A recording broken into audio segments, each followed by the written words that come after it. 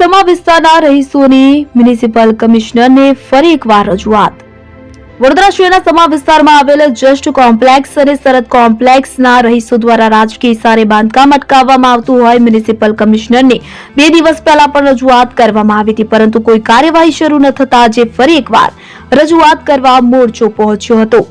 રજૂઆતમાં જણાવ્યું હતું કે અમે જસ્ટ કોમ્પ્લેક્સ તથા શરદ કોમ્પ્લેક્સના રહીશો છીએ અને અમારી ઇમારતનું શ્રી ડેવલપમેન્ટનું કાર્યની પરવાનગી રસ્તાના બહાના હેઠળ કે માર્જિનના બહાના હેઠળ અથવા સ્થગિત કરવામાં આવે છે કે જેથી અમારે ભાડા ભરવા પડી રહ્યા હોય, આર્થિક નુકસાન પણ થઈ રહ્યું છે। આ કાર્ય રાજકીય ઇશારે થઈ રહ્યું હોવાના પણ તેમના દ્વારા આક્ષેપ કરવામાં આવ્યા હતા। મ્યુનિસિપલ કમિશનરને જલ્દીથી આ જગ્યાની સંપૂર્ણ માહિતી મેળવી જલ્દીથી કામ શરૂ થાય તે પ્રકારની રજૂઆત કરી હતી।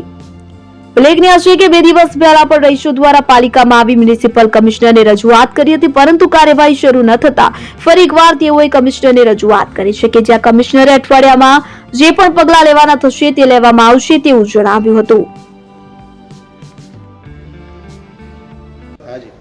અમે અમારા મુદ્દા બાબતે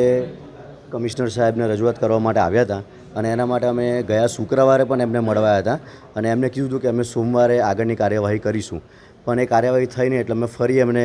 રજૂઆત કરવા માટે આવ્યા, પણ અમને અંદર બહુ સારો રિસ્પોન્સ મળ્યો નથી। સાહેબે અમને બરાબર સાંભળ્યું પણ નથી અને સાહેબે કીધું કે આટલું જલ્દી કામ નહીં થાય ભાઈ, તમે અમને ટાઈમ તો આપવો જ પડશે અને છતાં પણ તમારું શું છે એ અમને કહો એટલે એ પ્રમાણે પછી આગળની તપાસ કરાવશે, એવો સાહેબે જવાબ આપ્યો છે। શું રજૂઆત અમારે જે રીડેવલપમેન્ટનું અમારે જે કામ ચાલે છે એ કોર્પોરેશન રજા ચિઠ્ઠી લઈને અમે એ પ્રમાણે કામ ચાલુ કરાવ્યું છે।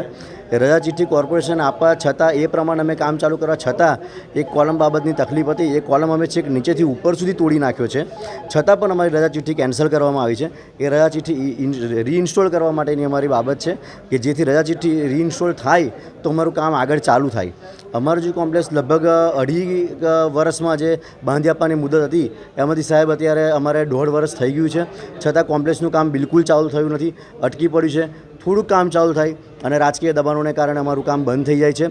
કેટલી અરજીઓ તથા આરટીઆઈ આપવા છતાં અમને કોઈ પણ એનો પ્રત્યુત્તર આપવામાં આવતો નથી। ખબર નથી પડતી કે અધિકારી સાહેબશ્રી સુધી પહોંચાડતા નથી, સાહેબને આ બાબતની જાણ નથી કે અંદર શું થઈ રહ્યું છે એમને કંઈ જ ખબર પડતી નથી। તો મીડિયા બાબતે પણ અમે તમને આજીજી કરવા માગીએ છીએ કે તમે પણ આ મુદ્દાને થોડું ઉપર સુધી લઈ જાઓ જેથી અમને સહકાર મળે અને એક રૂમ રસોડામાં રહેતા રહીશો કે જે રોજ કમાય અને રોજ ખાય એવી સ્થિતિમાં જે જીવે છે કે જેને અત્યારે ભાડા ભરવા મુશ્કેલ થઈ ગયા છે એમને રાહત મળે તો અમે તમારા પણ ખૂબ ખૂબ આભારી છીએ। આગળનું સ્ટેન્ડ હવે અમે તો અત્યારે હવે લાચાર સ્થિતિમાં આવી ગયા છે કે અત્યારે શું કરવું એ કોઈને ખબર નથી પડતી। અમારા કેટલાય રહીશો એવા છે કે જે આ ભાડા ભરવાના અને મકાન નહીં મળવાના ટેન્શનને કારણે અમારે એક રહીશ જે મહારાજ કરીને